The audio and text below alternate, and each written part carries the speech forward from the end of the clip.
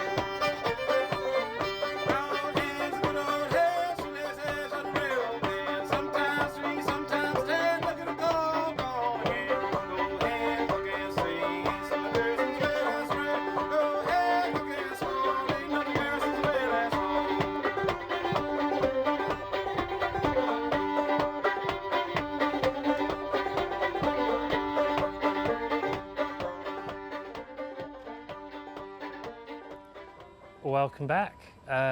It's been a little while, as I'm sure you've all noticed. A lot has happened though. I've been up to quite a few things.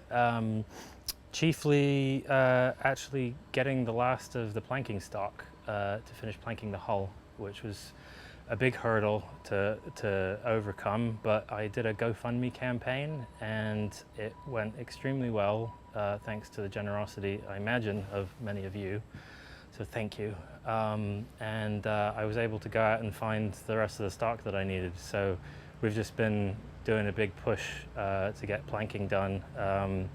Dane and Matt McKenzie have been coming in to help out a couple days a week, and that has given me a lot of momentum to do this final push on the hull, which I think is looking quite good. I actually even started fairing on the port side, and yeah, let's have a walk through. So, port side is done apart from the shutter, so that will be happening in the next couple of weeks. And starboard side is done all but one and the shutter, so there's only 3 more planks to do and she will be shot, which is just incredibly exciting. I've been working on planking this boat off and on for 3 years now, so it will be a big moment. There'll be a party, I think. So, and at that point, we'll have to pivot and move on to some other things, which have started to do as well back aft inside the boat. My friends Russ and Josh have been helping with figuring out the engine installation and prop shaft arrangements, which are a little unconventional in this boat. So, and it, definitely not my strong suit anyway. So I'm very glad to have their help. You will note that there is now actually a hole in the boat, which this is the pilot hole for figuring out where the shaft is actually going to be. It's actually going to come out a little bit lower than this. We figured that having bored that we want a little bit more down angle on the shaft. So all of that will be going forward, which will also allow me to lay out the bearers for the cabin sole and the interior, and actually get the sole down, which will be another huge step. So everything's just suddenly going at a million miles an hour, it feels like, but it's good. And then Dane and I actually just steamed on the stern section of the last plank that isn't the shutter, back here.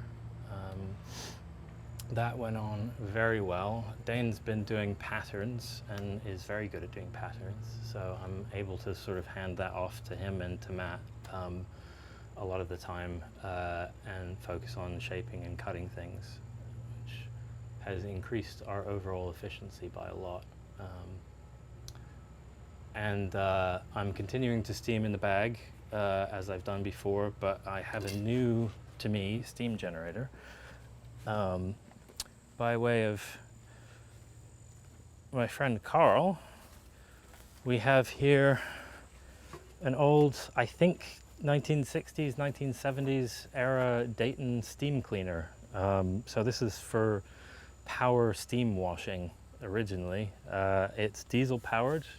The coil in it is much, much larger than the coil in the machine that I built. And it works beautifully. It puts out so much steam and it starts almost immediately as soon as you turn it on. So this has been a game changer, definitely. It's made the whole process a lot more streamlined and less stressful. I'm still really proud of the machine I built, and it does work, but it's much more finicky than this. So I've continued to work on Selkie, the Friendship Sloop, out on the pad here.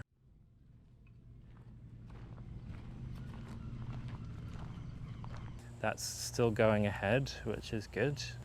You can see the general chaos of planking stock, which will be wrapping up soon. So I'll be able to actually stack that all neatly again and get ready to mill that into stock for the bulwarks ultimately, because that's where the rest of that will go. Also, I scored a massive spruce log from way down the western part of the state, which is going to be the foremast, and that was the last spar that I didn't have, so that was a big score as well. Really nice guy. It was a bit of a job getting it all on the truck. This was a very large tree, but it's yielded a huge amount of stock to build the foremast out of, which is very, very good.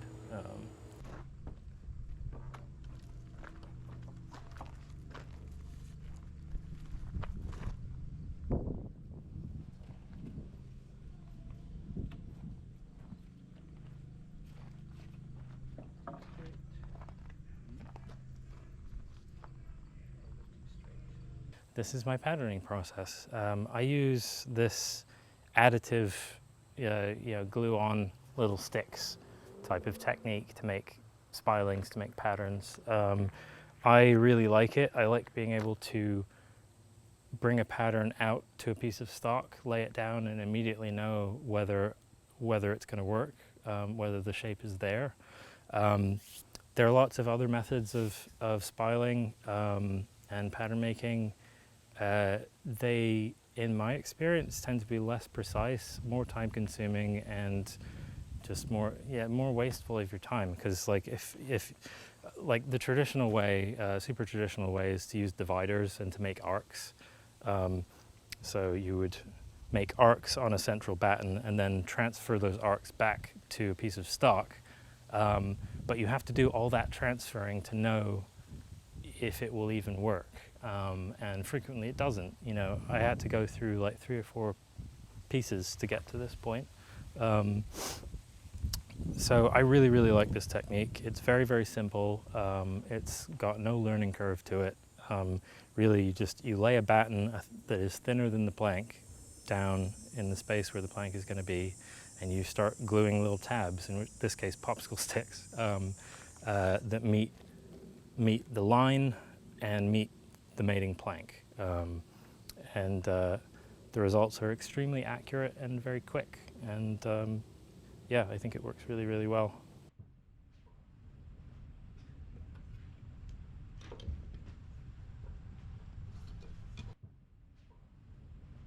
We're getting bevel angles against the frame, and they have to be perpendicular to the plank. So this surface here and this surface here form an angle against that frame, and we had to measure both of those. So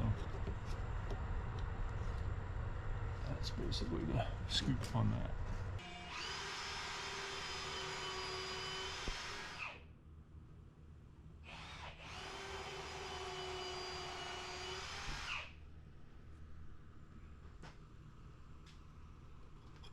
This is a pattern.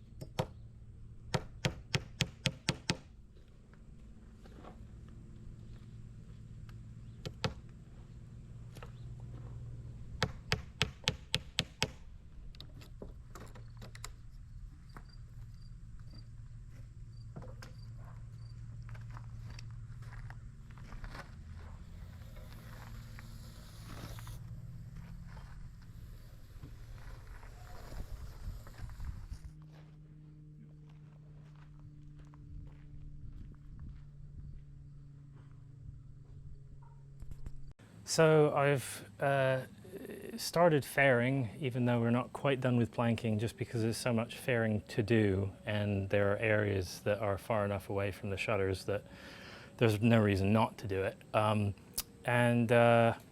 Yeah, there's a couple of tools that I use to get me more or less there. I start off with this. This is a special power plane from Veratex that actually has it has an adjustable sole. I think I've talked about this one before at some point, but it has an adjustable sole such that you can adapt it to the curvature of the boat where you are working, concave or convex, which is very, very nice. That I do my initial passes with.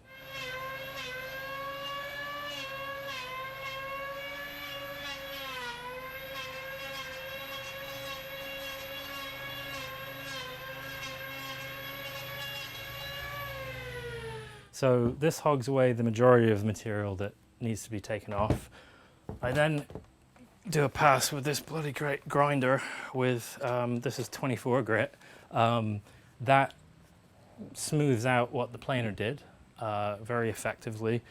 And then this is actually something that I read about on Instagram from some boat builders out on the West Coast that use these. This is a variable speed sander polisher. And using these with a large plywood square such that you can use whole sheets of sandpaper at once. This is a large enough surface area that it really picks up high spots and knocks them down preferentially.